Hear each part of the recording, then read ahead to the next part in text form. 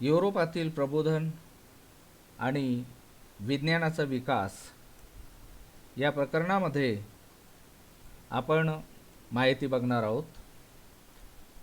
यामधील पहिला मुद्दा आहे युरोपातील धर्मयुद्धे आणि त्याचे दूरगामी परिणाम।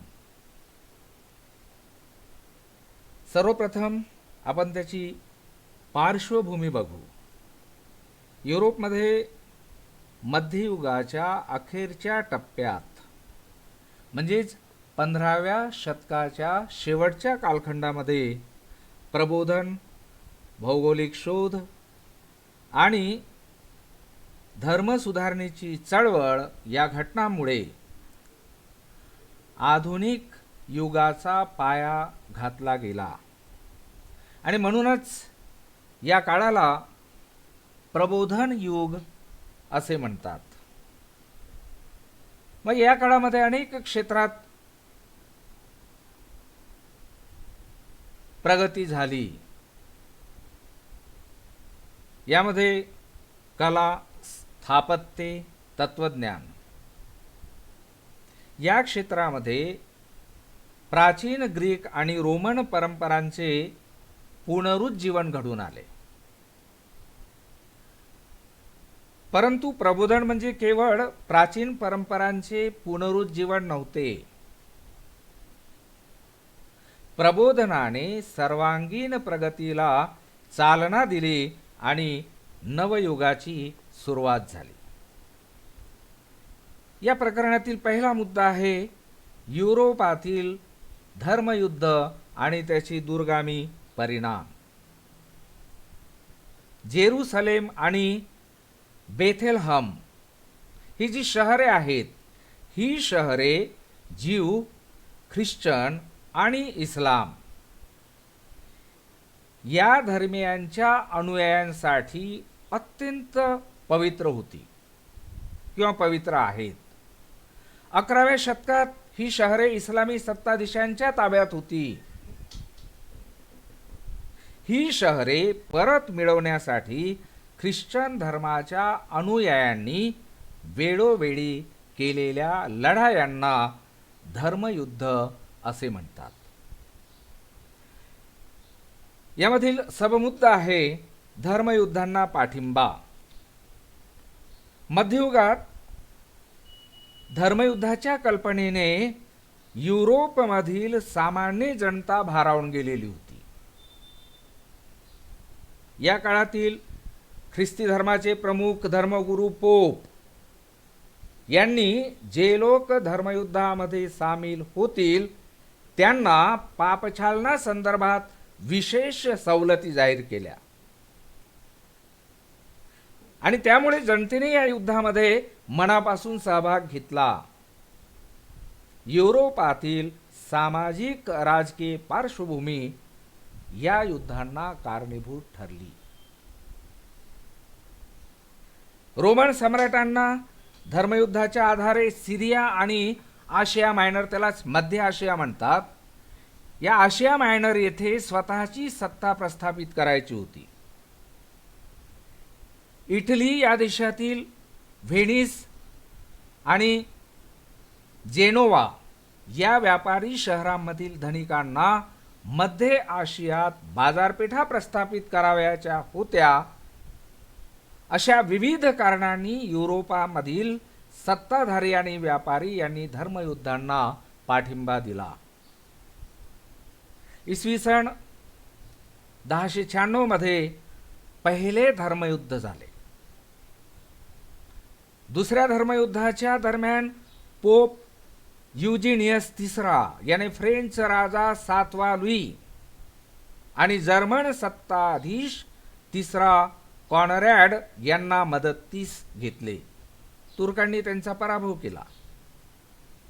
इजिप्तचा प्रमुख सलादिन याने इसवी सन 1187 मध्ये जेरुसलेम जिंकून घेतले। एकूण 9 धर्मयुद्धे झाली।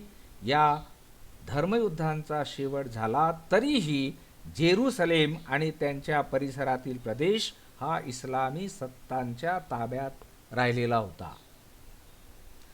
पुढचा मुद्दा आहे धर्मयुद्धांच्या अपयशाची कारणे.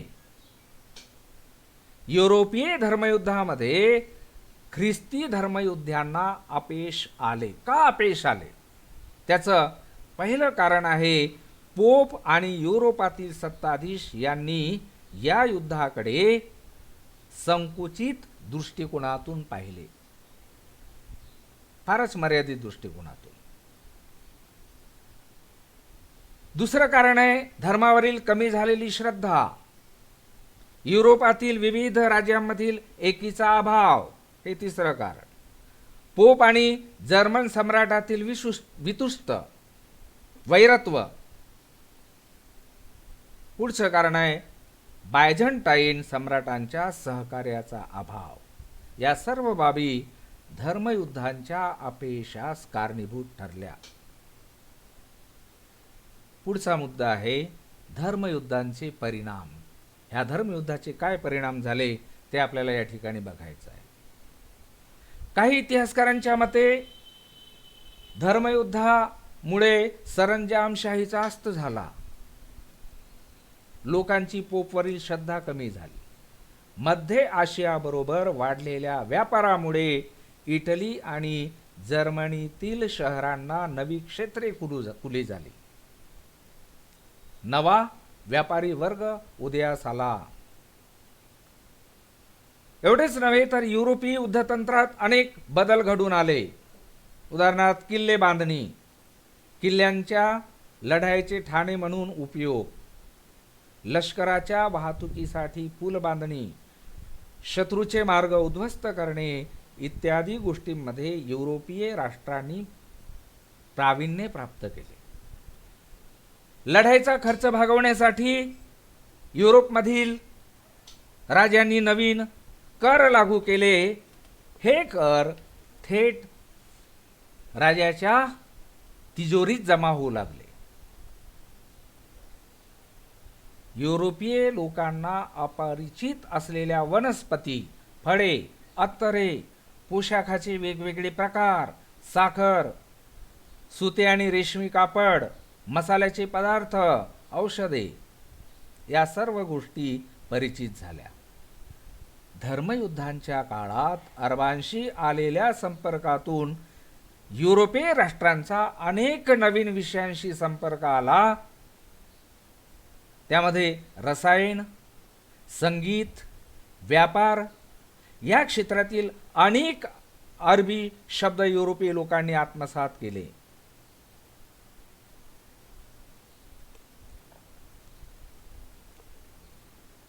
त्यानंतर दुसरा मुद्दा आहे युरोपातील प्रबोधनाचा काळ. 14वे शतक हा प्रबोधनाचा आरंभ मानला जातो, तर 15वे-16वे शतक हा प्रबोधनाचा उत्कर्ष काळ समजला जातो.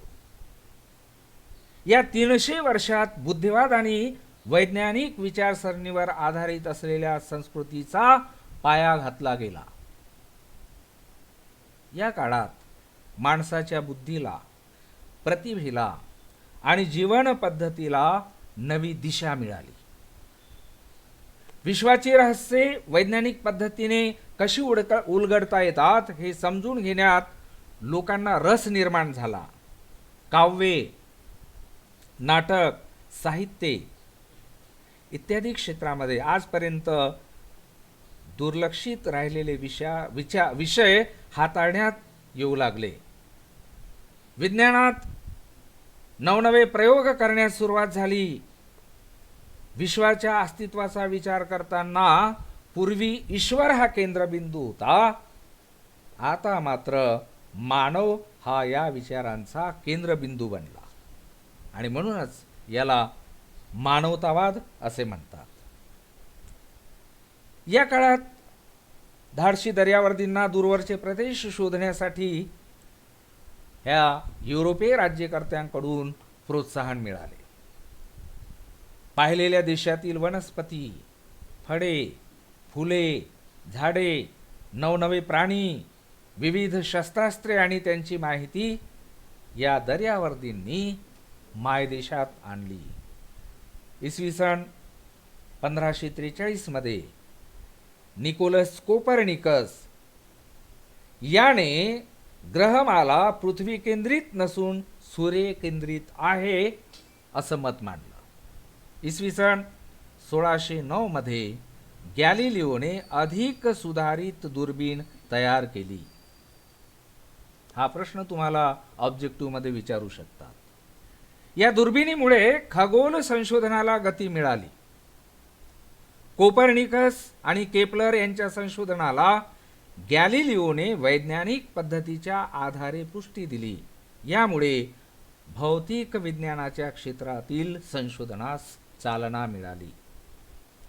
आता या ठिकाणी असेही झाले, असा एक कॉलम आलेला आहे आणि हा कॉलम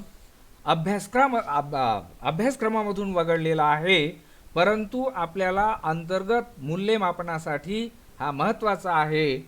जे अंतर्गत मूल्यमापन 20 मार्कांचं असते त्यासाठी हे तुम्हाला स्वयं करायचं आहे, स्वतः करायचं आहे, याची तयारी। पुढे बंदुकीची दारू आणि छपाई या शोधामुळे युद्धतंत्र आणि ज्ञानाचा प्रसार यात आमूलाग्र बदल घडून आला। जर्मनीतील जोहान्स गुटेनबर्ग याने इसवी सन 1440 मध्ये छापखाना सुरू केला, तर इसवी सन 1451 मध्ये इटलीत पहिला छापखाना सुरू झाला। छपाईचा शोध जगाला प्रबोधन काळात मिळालेली सर्वोच्च देणगी आहे। यामुळे विविध प्रकारची माहिती आणि ज्ञान सर्वसामान्य माणसांपर्यंत पोहोचणे शक्य झाले। 18व्या शतकात युरोपातील सुरुवातीची आधुनिक विद्यापीठे स्थापन झाली। युरोपातील विद्यापीठांच्या अभ्यासक्रमात होमरची इलियड आणि ओडिसी हे महाकाव्ये, ग्रीक नाटके, प्रसिद्ध वक्त्यांची भाषणे, ललित साहित्य, चित्र, शिल्पकला, नीतिशास्त्र, राज्यशास्त्र आणि इतिहास या विषयांचा समावेश झाला। या विषयांच्या अभ्यासामुळे लोक स्वतंत्रपणे विचार करू लागले।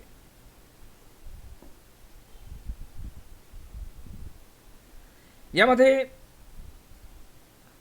उपमुद्दा आहे कॅथोलिक चर्च।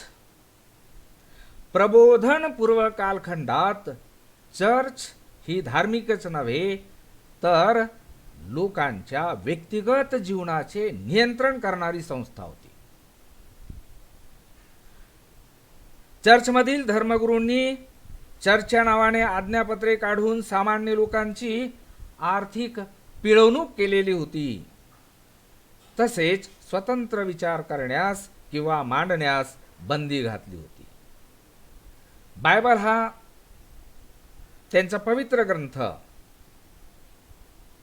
बायबल या पवित्र ग्रंथावर चर्चच्या परंपरेच्या भिन्न भाष्य करणाऱ्याला मृत्यूदंडाची शिक्षा दिली जाईल। या सगळ्याच्या विरोधात आवाज उठवण्यासाठी प्रबोधन काळातील मानवतावादी विचारसरणीने योग्य ती पार्श्वभूमी तयार केली। पुढचा उपमुद्दा आहे आधुनिक विज्ञान। प्रत्यक्ष अनुभवाच्या निकषावर आधारलेल्या वैज्ञानिक पद्धतीद्वारे माणूस सत्याचे आकलन करून घेऊ लागला।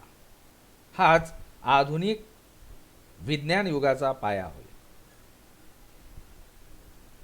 गणित, विज्ञान आणि कला यांच्या शिक्षणाला या काळात महत्त्व प्राप्त झाले। आधुनिक युगाच्या प्रारंभी निसर्ग वैज्ञानिक होऊन गेले। उदाहरणार्थ लिओनार्दो द विन्सी।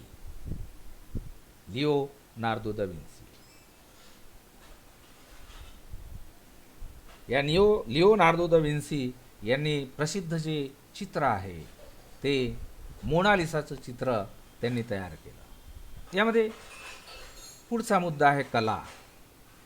प्रबोधन काळात विज्ञानाचा प्रभाव कला क्षेत्रावरही पडला। याच काळात किमया या नावाने ओळखण्यात जाणाऱ्या शास्त्रातील गूढवाद कमी होऊन ते वैज्ञानिक पायावर उभे राहिले. आता गूढवाद म्हणजे काय, तर जे आपल्या बुद्धीला आकलन होत नाही त्याला गूढवाद असं म्हणतात. आकलनाच्या पलीकडे त्याचे रूपांतर रसायनशास्त्र या वैज्ञानिक शाखेत झाले. प्रबोधन कालखंडात किमयाशास्त्रातील प्रगतीमुळे खनिजांचे स्रोत आणि मूलद्रव्ये या संबंधीच्या ज्ञानात भर पडली. यातूनच तैलरंगात रंगवलेले फलक तयार करण्यास सुरुवात झाली. वैज्ञानिक पद्धतीने केलेल्या निसर्ग निरीक्षणामुळे निसर्गाचे सूक्ष्म चित्र करणे, त्याचप्रमाणे वैज्ञानिक पद्धतीच्या निरीक्षणातून मनुष्याच्या शरीर रचनेची वैशिष्ट्ये दर्शवणाऱ्या आकृती चित्रित करणे सोपे झाले. या संदर्भात लिओनार्दो दा विन्सी आणि मायकेल एंजेलो यांचे काम महत्त्वाचे आहे.